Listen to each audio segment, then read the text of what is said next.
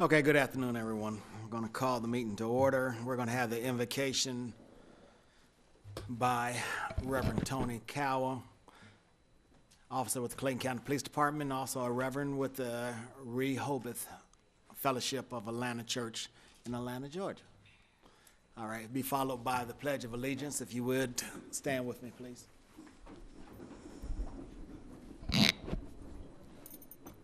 Shall we pray?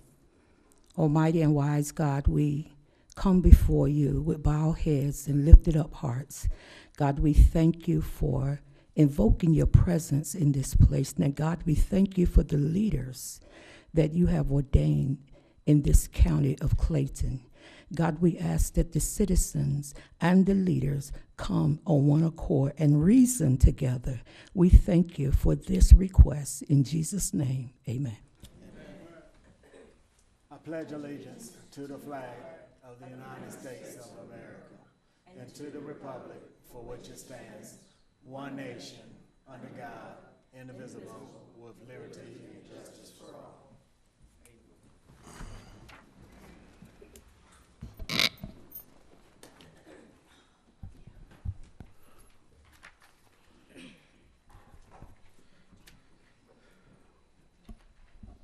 All right, Madam Clerk, for purposes of this meeting, we have 3 individuals that signed up for public comment. Mr. Chairman, we will hear them at the end of the meeting. Okay. First, we will begin with the purpose, which is to provide citizen input in the county's proposed annual operating budget for fiscal year ending June 30th, 2018. Ramona Bivens, Chief Financial Officer. Good evening, Mr. Chairman, Commissioners, employees, and citizens of the county. As the clerk stated, the purpose of this meeting, this is our public hearing on the FY 2018 proposed annual budget. We began this process back in, I think, December, submitting everything to the departments, gathering their requests, and putting together this budget to present to the board and the citizens of the county.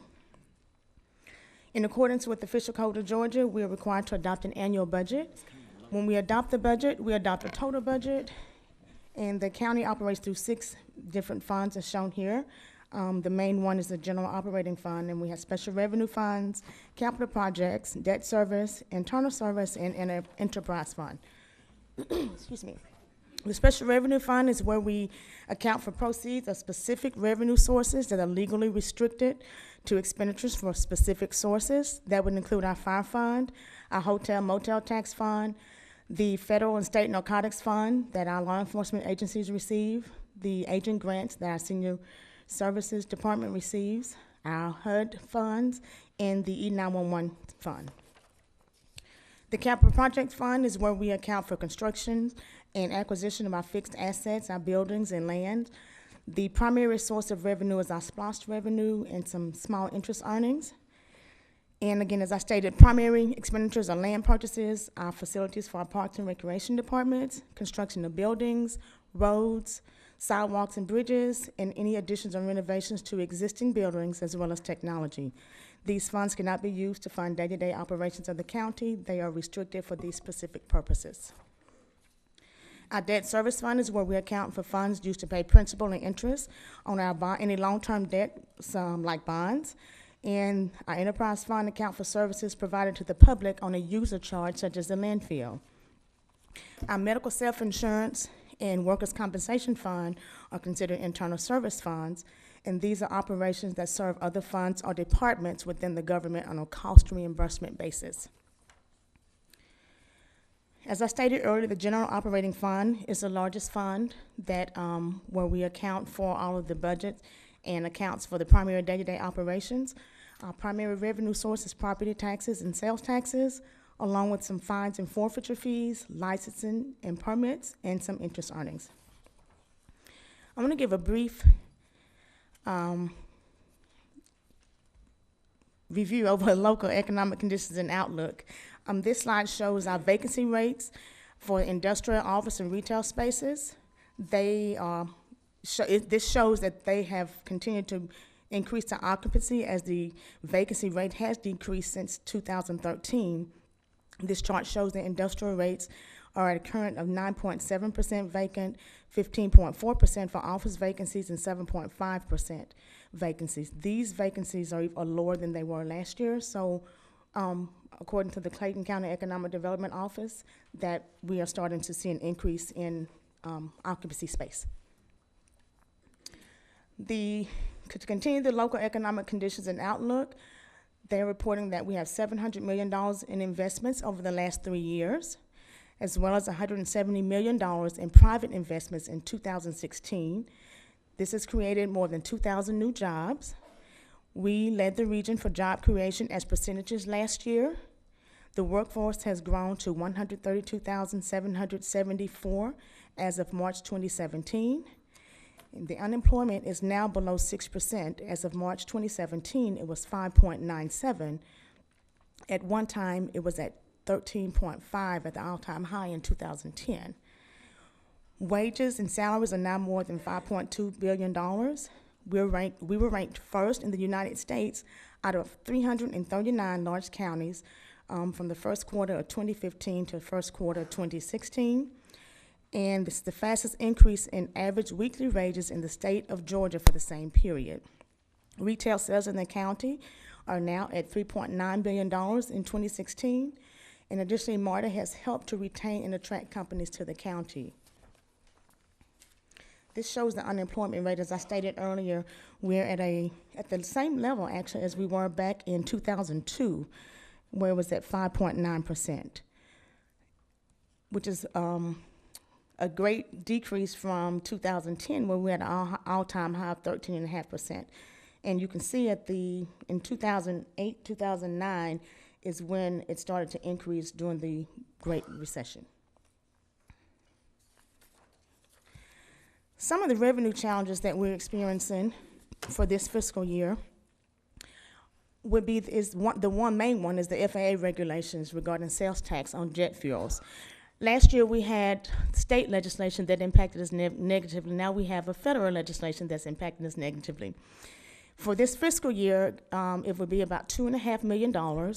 That goes into effect in December of this calendar year. So it will only impact half of this fiscal year, but next year we'll realize the full impact, and we estimate that to be about $4.5 million. However, this decrease is offset by some increase in the property values and permit fees for this fiscal year. And one of the ways that we wanted to account for this, because these funds are supposed to be spent on aviation, for public aviation at a public airport. Although the airport resides in Clayton County, we don't own the airport, but we still are not able to use these funds as we have in the past per the FAA regulation. So one of the things that I'm doing is I'm going to place this money in a restricted reserve account or fund balance until we get some clarification from the FAA on how we can use these funds to meet the requirements of that law. And that will be reflected later on in the presentation when you see the reduction of the use of fund balance. This year, expenditures are going to remain at the same level as they are for fiscal year 2017 for the amended budget.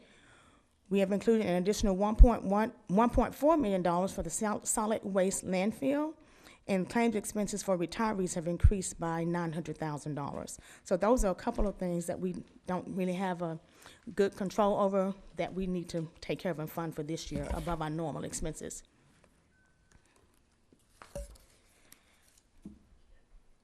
Our average sales price for residential has continued to increase since the Great Depression started back in 2008, and we had the high rate of foreclosures. Property values dropped to an all-time low of $46,637, as shown on the slide here, in 2009. And from 2009 to 2012, they remained pretty much the same. In 2013, we started seeing some growth each year, and it has continued to increase. Last year, during the budget hearing, our residential sales price was $95,922 at this same point in time in the calendar year. However, by the end of the year last year, that increased to $105,000. As of March of this year, the average residential sales price was $111,000. That would be nice if it was millions. And we anticipate that to increase as well by the end of the calendar year. This shows 8 years of our tax digest history. Starting in 2010, you can kind of see where our property values from the gross digest, where they had continually declined up until we started seeing some increase in 2015. Another slight decrease in 2016. And as of April 12th, the preliminary digest showed that we've increased about $220 million in property values in the county. This also shows the gross millage rate and the net millage rates. And you can see over the years where in 2010, the gross millage rate was increased, and we remained at that same gross millage rate until last year when the board approved an increase of 22.1 mills. This year, we're proposing a decrease to 21.924 to maintain the net millage rate. And the budget that we're presenting, the revenues generated from that supports this budget.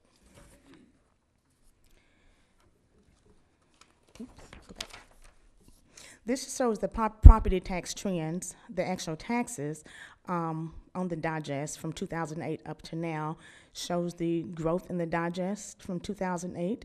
And again, as I stated earlier, that from 2009 up until 2015, there was a decrease in the net taxable digest, which is what we send the tax bills out on. In the net millage rate also, we show the changes in the net millage rate over those years and the decreases and increases there as well. And this year, we are not showing an increase in the net millage rate as stated earlier. We will be requesting a decrease in the gross millage rate so we can maintain the same net millage rate.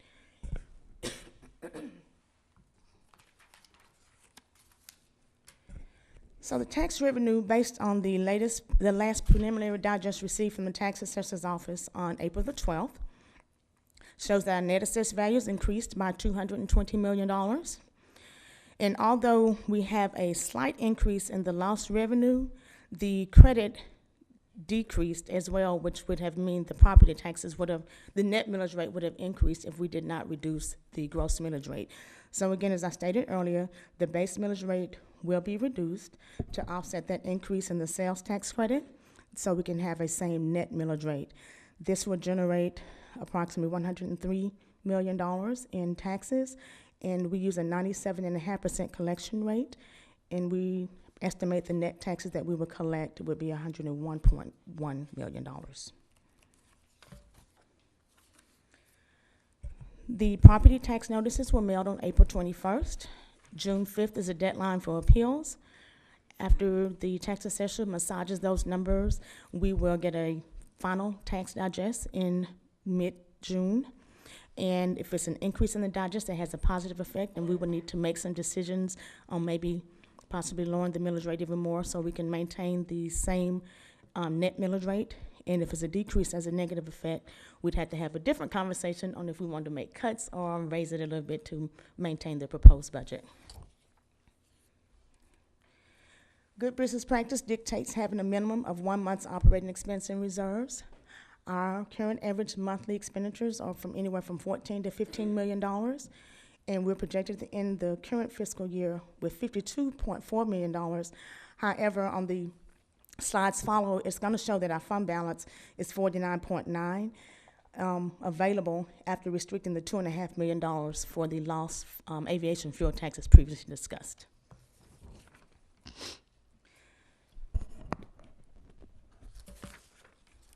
So without an increase in the base millage rate or increase in property taxes, the only way to add items to our budget is through additional revenue with growth in the digest or a millage rate increase, as I stated, reallocating items in the current budget, or use of reserves. The FY18 general fund budget as proposed, with revenues, again, based on the April 12th preliminary digest and at the same net millage rate. The beginning fund balance will be $53.7 million. Revenues, we're projecting at $196.3 million. Expenses of $200.1 million. And it shows that our expenses are exceeds our revenues by $3.8 million. Again, Part of that 3.8 is a $2.5 million, so we're actually using $1.3 million of fund balance for operations in this budget, which is something that we did discuss during the retreat and using fund balance for some of those things in the budget. Our revenues by source, we have property taxes, which I stated earlier is our main source of revenue. Other taxes and assessments, which includes our lost, the licenses and permits, intergovernmental revenue, charges for services, the fines and forfeitures, some small interest and dividend incomes, other revenues, and other financing sources. The property taxes, again, as I stated earlier, we're projecting $101 million with our other taxes at $52.9 million. And those are our two largest sources of revenue. This slide just shows a picture of the previous slide, kind of get a visual of where each one of those revenues are. This shows our expenditures by type: personnel services, regular operating expenses, capital outlay, debt service, other financing uses. It shows our total expenditures again at $200 million, with the majority of our expenses going to personnel services, which is the standard for salaries and benefits with most organizations is 67 to 72% of expenditures are allocated to human capital. This slide is a chart of those expenditures by type, and as I stated, as you can see, the largest expenditure by type is our personnel services, followed by operating services. Where do the consulting fees fit in there? They fall under other general government. Can you go back to the previous slide, please? Oh, well, in this one, I'm sorry, the by type is it's under the operating expenses. Okay. Under the expenditures by category, the consultant fees, Commissioner Warner, would fall under the other general government as shown on here.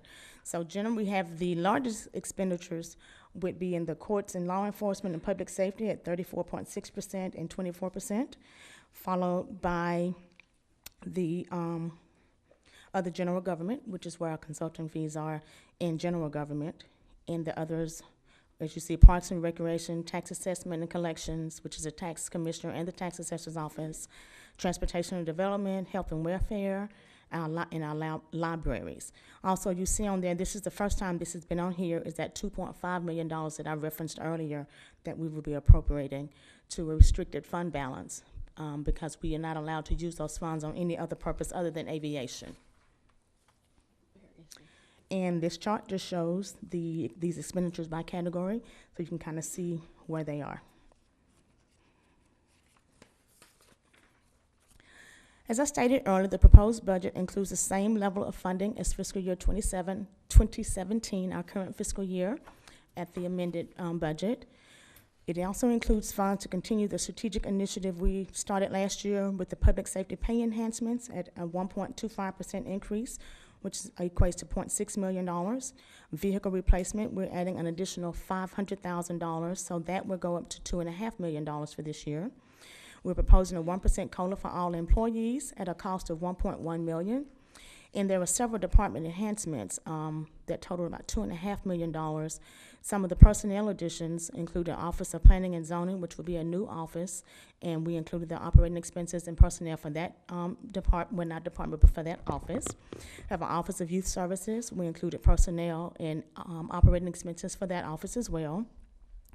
We added some additional code enforcement and animal control positions for the police department, and then there's some positions in various other departments as well. Excuse me, Ms. Ramona Bivens. I have the book. Could you provide us that presentation so that Yes, I can follow it? she has it. Not commissioner. Where would I Our have clerk, it? the clerk she has it. She can pass it out. She has a copy of it for everyone. Okay, thank you. Okay, you're welcome. And then the last thing on this slide is the compensation study, countywide compensation study at a cost of $250,000. Thank you. A recap of the proposed FY 2018 budget. Again, the beginning fund balance on July 1, 2017 will be $53.7 million. Revenues projected at $198.8 million, with expenses at $200.1. We would use $3.8 million of fund balance with an ending fund balance of $49.9. Again, the actual fund balance is 52.4, but for accounting purpose, I have to take that out of there and set it aside. So we have 49.9 available for use, and the 2.5 is restricted for the aviation fuel, per FAA requirements. As I stated at the beginning of the presentation, we are required to adopt an annual budget of approving all funds. So this slide shows the $200 million that we've discussed for the general fund. And special revenue funds, we're proposing $38 million, actually, if I round up. Capital projects funds, $51.9 million. Debt service is $15.2 million. The internal service fund, $21.2 million. Enterprise fund, $3.6 million. For a total of all funds would be $332.9 million budget for all funds, including the general operating fund. This shows a 3-year projection for this year on out into 2019 and fiscal year 20. We use a very conservative approach to our revenues and expenditures.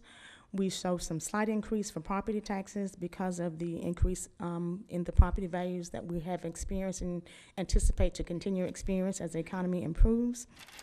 And on the expenditure side, we kind of left things pretty level, slight increase in personnel services and decrease slightly next year with an increase the following year for the operating expenses and capital outlay decreases as well. So the fund balance that we're projecting for June 30th of 2018 was $49.9 million, and we don't anticipate at this time using any fund balance for the next 2 fiscal years unless something comes up that would require the use of that. A recap of the budget calendar. The budget book was published on May 9th. All the commissioners received one. We put one at each of the public libraries in the county, and it is also available online on the county's website under the finance department. There's a link there that says proposed budget. The public is also, in addition to tonight, they are also able to click a link on that proposed budget page to leave any comments or questions that they may have about that budget. My staff and I will respond to those as we get them and share those with the commissioners as well. Is the budget going to be presented just like it is here, or is it going to drill down so people can see where the money's being spent? The budget document that you received, the blue book, is what's online. It's online? Yes, ma'am. Yes. And right now, we have a tentative date of June 6th to adopt the budget during the regular board meeting. However, as we all know, sometimes that changes, so that's why it's a tentative number. And then based on the digest that we received in late June, we will possibly have to schedule millage rate hearings, but it's dependent upon that digest in late June and July, and with the millage rate adoption proposed for the last meeting in July. And that concludes my presentation, and I'll be happy to entertain any questions that the commissioners may have. All right, thank you, Ms. Bivens, for your presentation. Are there any questions, comments, board members? Yes, I have a question regarding Commissioner Hambrick. positions, vacant positions. Yes. Are we budgeting those positions? We have some vacant positions that we're using some of those to take care of the frozen positions to help offset some of the budget deficit that we had. We are looking at those to come. COO, Stanford and I are looking at some of those, and we're actually going to eliminate those that's included in those frozen positions. They won't be funded. So we are funding Yes. vacant positions? Yes, Okay. ma'am. Yes. That's what I need to know. Okay, yes.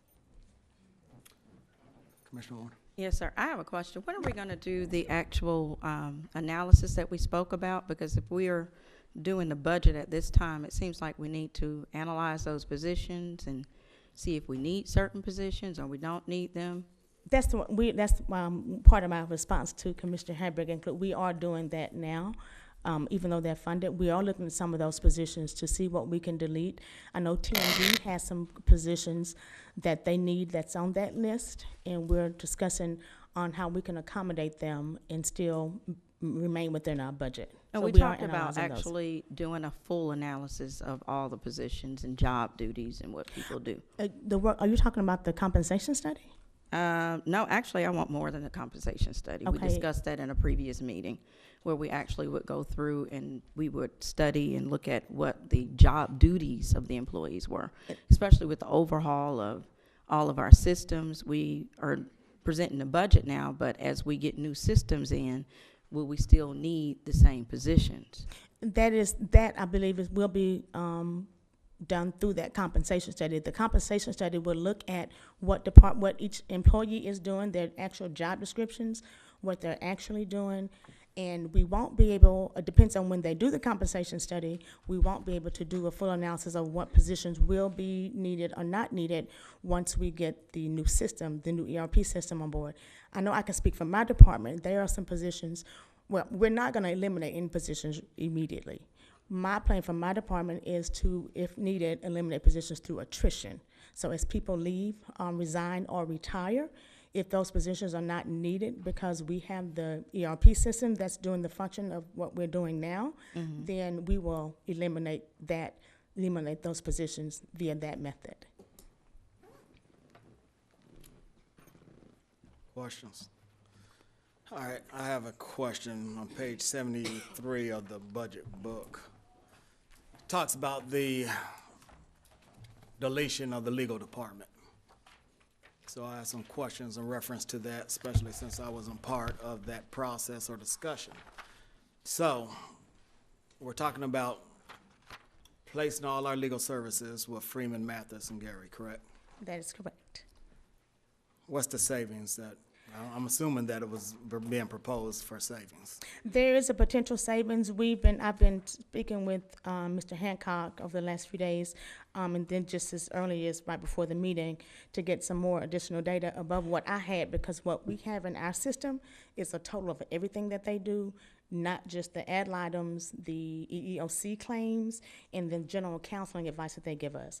That number is estimated about $253,000 that we're paying out to them now, in addition to the other litigation that they do for the county. The proposal that we have in eliminating this department would he would include that for the $688,000 That number 688 is indicative of what? the salaries, benefits, and general operating expenses for the legal department. He would fold all of that into that amount, and that would be $253,000 that we would not be paying them, that we've been paying them for those services. Okay, so if a conflict exists and they have to outsource, will it still be outsourced? I mean, we still have to do that, but that's additional fees, or is it gonna come out of your fees? No. Please. Thank you, Mr. Chairman, ladies and gentlemen. We appreciate the opportunity to explain this to you. The answer to that specific question is that it would be paid in addition to that. What our proposal is. Will be paid in addition to that? Any conflict fees. Okay, my question is, will it come from us, or will it Oh, come no, it from the would money come we from pay you. you? Because, no, it would come from the county. Here, our proposal is this, that for the flat fee of what the budget for the legal department has been, that we would provide all of the services that legal department has been providing, plus what has averaged over the last 3 years, actually last year, 2016, calendar year number, it was 253. The year before that, it was 345, and the year before that was 278. Those are the amounts that you paid us for items that I think should be included within that budget, and that they are the handling of anal items, the handling of EEOC matters through the EEOC, not if somebody files suit, and the handling of what we denominate as general advice and representation. As you know, I've been serving as the interim chief staff attorney for a period of time. I agreed when I did that we'd make sure the fees did not exceed for that role, did not exceed the salary that you were paying, but we're going to roll all of the general advice given to departments into that flat fee number of your previous budget. So the only thing the county would be paying us would be that number plus the litigation continue to be billed at the same hourly rate that you're paying us now. And just as an example, one of the reasons we believe this to be a significant savings for you is that we'll be able to keep much closer monitoring of this. In 2016, our line item 3,000, which is what we designate as litigation where somebody sues the county or sues some county official, our total expenditures and fees for 2016 was $545,971.50. We have an average of 40 to 50 cases open at any time in that. In the one case that has been outsourced over the last 13 months, the county's paid $225,000 at the same hourly rate. So for one case, this is the total for 40 to 50 cases that we handle on a regular basis. So we believe that the efficiencies financially will provide the county with significant savings. In addition, we believe that the fact that we've just got so much bigger footprint, we've got 80 lawyers in the Atlanta area with varying specialties between our Cobb office and our local office. We can get a question answered immediately on any municipal government issue where the county can't afford that kind of a staff here. Fortunately, to have great lawyers in the office, but you just can't afford people with those kind of specialties. So those are the additional cost efficiency benefits that we feel like will come with this proposal. And I agree, we have good people up there in the staff attorney's office, and they are definitely my concern. So what happens to our employees? The plan is certain of those people will be offered an opportunity to come to work with us. But in the discussions with the COO regarding those people, I think that we have determined that there would be opportunities for everybody that is currently in that office, either within another position in the county or another existing position in the county, or through our office. So you're going to make an offer to some of the employees? Absolutely, if they we are. accept it, then they become your employees and no longer county employees. That's right. And the rest of them, we just have to find somewhere for them. Well, we think we've already found something for It's comparable in pay. comparable in pay. Yeah, absolutely comparable in pay for all of those people. All of those. Well, let me. And I don't want to get into a personnel, and I'll be glad to discuss this with you on an individual basis. All those people. Well, and I wish you had done this before today. Well, but and I understand that. I found out this was going to be part of this process about a week ago, and I've been in court and had a number of other things that this last week has been a bad week. So I didn't know that it was going to be in the budget this week until last weekend, and I apologize for not doing that. I should have done that, and I plan to do it. So, Commissioner Warren. I have a pertinent question. You found out last week it was going to be in the budget. yes, ma'am. Who informed you that this was going to be in the budget last week? The COO, that it was not going to be in the budget. That it was not going to Yes, be in the in budget? other words, that the legal department budget was not going to be a part of the budget book. It's my understanding that some time ago that the board voted for the COO, the CFO, all to report to all 5 board members. Mm-hmm. It is my understanding that when we're talking about deleting an entire department, that should be a board decision before it should be presented to us as a decision separate and aside from a budget. So somebody had to present it to the COO. How was it presented to you, Mr. COO? Commissioner, as you know, after the retreat, we took it upon ourselves to get with each of the respective board members with regard to items that you would like to see in the budget. We did that. We spoke with you on several items as well as all the other board members. Part of the discussion with the board was what were some other areas you would like to see. Part of that was outsourcing or looking at privatizing the legal department. Who would that come from specifically? Well, I know I had a conversation with Commissioner Edmondson to be specific. Okay, at what point, everything that I've studied and I looked at, and I mind you, I'm new. Yes, ma'am. When you're talking about deleting, first of all, a department that is totally against the best practices of counties of our size or larger, then that should have been brought to the board as a separate agenda item as for us to vote on as a board before it appears in a budget. According to what I read, according to our enabling, according to what was voted upon, this seems to be completely out of order. That's the very first thing. The second thing is my concern, Mr. Hancock, I know you've done a great job for us, but you've been our acting attorney, correct? Yes, ma'am. So I've been your acting chief staff attorney and have been your county attorney for 25 years. Okay, yes, and you've done a great job. But let me say this, in 25 years, I moved here 20 years ago. But you talked about being more efficient and effective, even more so than the savings. The reason I'm not going there, because that's a projected savings. Because my concern is how are we gonna be more efficient and effective if you've already been acting as the lead attorney and you're saying that we're not getting a good hold on the outsourcing currently. You said that we'll be able to monitor those fees a little bit more by housing that through Freeman, Mathis, and Gary. The other thing is, so who's going to bring the checks and balances in if we outsource our whole legal department to you? Who else is going to know what should be charged, what shouldn't be charged, other than yourself? So from the process, again, let me answer your first question as it relates to projecting and providing information. I respectfully understand your point, Commissioner.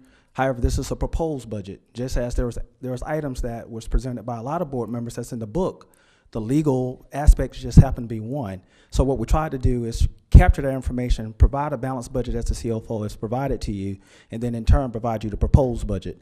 But as it relates to the actual process within legal, our goal was to, once we actually get the actual case files, as you've already asked, that we need to have a tighter grip on our contractual management, there will be twofold. Part of the request is that Central Services will have additional personnel within their area to include contract management. We'll have individuals to have detailed opportunities to look at each of the invoice, and we'll look at that monthly.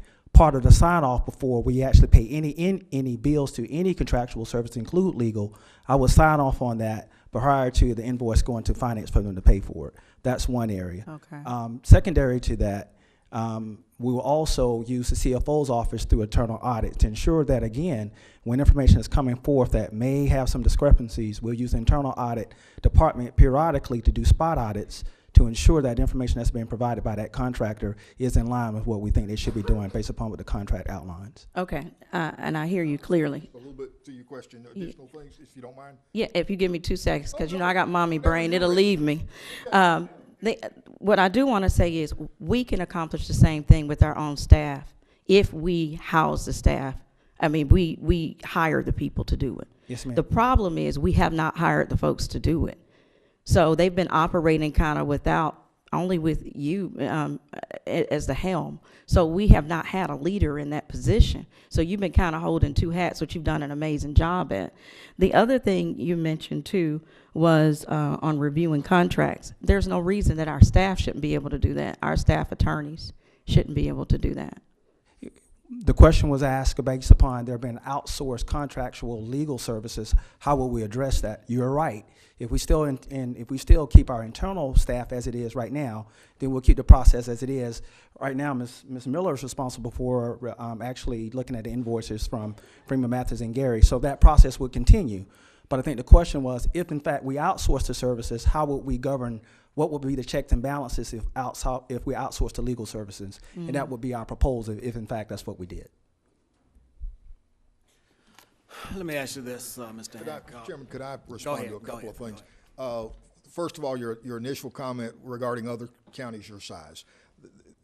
Fulton County does not outsource. Well, no, that's exactly right, but These they also counties have a don't legal department that's probably 50 people in it, and they're 5 times bigger than Clayton County. Henry County and Fayette County, who had in-house legal departments, have within the last 2 years abandoned those departments and outsourced the services again. And the reason that they did that is twofold. Number one, because they realized that it is just not possible for 2 or 3 or 4 lawyers to provide the needs of a county of this size, and budget-wise, they can't afford to do that. Second reason that the thing that they realized is that a group with a footprint, with a larger base, can afford to pay lawyers more money, so they get lawyers that have more experience and more training in the individualized areas because they can afford to pay them higher salaries. And so you get a more experienced lawyer, certainly not a smarter lawyer, but a more experienced lawyer to provide those services, and we can provide them more efficiently because of the size. I think that we're saving you a lot of money. And your question with regard to my management of this office, that's been going on, 9 months maybe, with the staff that was there. And they were overworked already. So we're proposing to cut $250,000 of hourly work that way before. I mean, I wasn't doing it in 2015. I wasn't doing it in 2014. You had an independent chief staff attorney in both of those years. I wasn't doing it in a lot of 2016. You had an independent chief staff attorney that through that office was unable to perform that work and was asking us to do it. And so, you know, I disagree with you about with your analysis that somehow I have not been efficient. The people that were in that role before weren't efficient either, if that's the case. And the reason that you can't do it is because the county cannot afford the staff that it takes to handle that kind of work in a legal department. I mean, the DeKalb, Fulton, and Cobb are the only three counties in the metro, and Gwinnett, excuse me, are the only three counties in the metro area that currently have in-house legal departments, and every one of them have more than 20 lawyers in that legal department. I don't know what their budgets are, but I guarantee you they're a whole lot more than $650,000. And I'm sorry, you took that as a slight at you, but you talked about efficiency and Well, effectiveness. I I'm don't saying think you're there's in any a role. question that we provide you more service for the same amount of money. One more thing, if I may. Sure. If it is determined that we need to save the money, why not follow the RFP process as we do with everything else? Well, I guess my response to that is that that you have named us as the county attorney. We've been the county attorney. This is not new. But this is a new venture for us to get rid of our legal department and then to just But we have move been all the those county services under for a you. long time, and so the overall ambit of county attorneys in all counties, whether you have a legal department or not, there is no other county that I'm aware of that has the type of arrangement that we have here. The county attorney is the person responsible for the administration of all of the county legal matters in every other county that I'm aware of. And those that have legal departments, the county attorney is the head of that department. So we are merely providing the benefit of the services that we can provide at a reduced fee to the county for what before, by the abolishment of that department and rolling all that in under us. And I guess the second answer to that question is that this board speaks regularly about your desire and and wanting to keep work in the county and to make sure that you do business with local people every time you can. And I would suggest to you that there's only one other firm in Clayton County that has the skills and the knowledge and the specialties to provide local government work, and they represent all the cities. And so you've got an inherent issue there with that, with the conflict. There's not anybody else in Clayton County that has the ability to provide those services. So you can go to Atlanta and hire somebody. Whether you could get them for a higher hourly rate, for that hourly rate, I don't know. But that is, I think, the reason that we believe it makes sense. We spent a lot of time trying to save this county money, and we want to continue to do that, and I think we've been successful.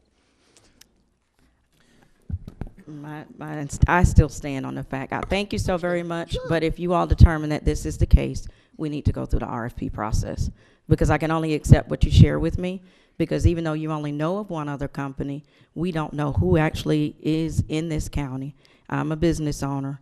It's just as simple as there may be somebody that actually resides in our area who's just utilizing the Atlanta office. They may open up an office down here, because as I look at it, we're already paying Freeman, Mathis, and Gary upwards of $2.1 million. Plus, we're going to add this amount as well. That's not correct. Ms. Thurman, I apologize. But Ms. Ramona Bivens, what was that you sent me again? And I don't have it in front of me at this time. What was the total that we're paying right now? In fiscal year Total. 2016, we paid $1.8 million. And year to date for this fiscal year, we paid right at $1.1 million total. And see, but that's for everything. we need to know that, though. That's $1.1 million, and we're adding to it. We can't focus on just the No, ma'am. 250. No, ma'am, you're not. You're subtracting 250 from it. We're gonna subtract 250. You're subtracting 250 from it, and you're moving 600 and whatever the budgetary number is that you're already paying for this department. You're just moving that to another location. So you're actually saving $250,000 based upon the fiscal year budget for last year. Okay. Just based upon those numbers, you're saving $250,000. You know, again, it's your decision, completely your decision. Let me ask Yes, this, sir. this last question I have for you. Sure. They are staffed upstairs. Yes, sir. Will anybody be there? Will Yes, anybody sir. be? Oh, yes, sir. Yes, sir. We will, and again, this was part of the discussion. We certainly will. I wasn't part of that discussion, I understand. so. It was part of my discussion with COO. We will maintain a staff there, full-time, at least one lawyer, most of the time two, and at least one staff person all the time, would remain in that office continually. We'll provide all of the supplies for that office. You know, your obligation to supply that office with anything, including IT, you know, paper, pencils, all goes away. You're gonna be. We're taking gonna care of all provide that. all of You're gonna that. be paying us rent for that space too? We will do that if you want us to stay there and pay you rent.